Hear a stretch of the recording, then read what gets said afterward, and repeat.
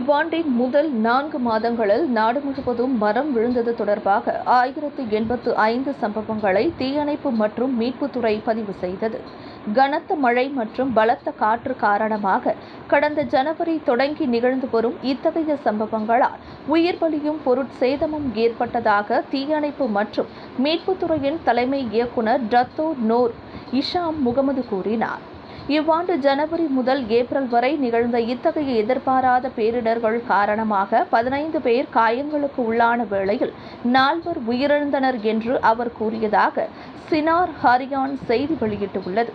இத்தகைய சம்பவங்களின் போது காயமுற்ற 15 பேரை தீயணைப்பு படையினர் வெற்றிகரமாக காப்பாற்றியுள்ளனர் என்று டத்தோ நோர் இஷாம் தெரிவித்தார்.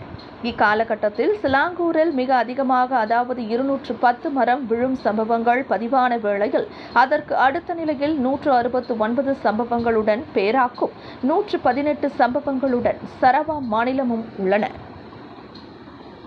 விண்வெளியில் மேலும் செய்திகளை தெரிந்து கொள்ள கீழே இருக்கும் பெல் பட்டனை அழுத்துங்கள்.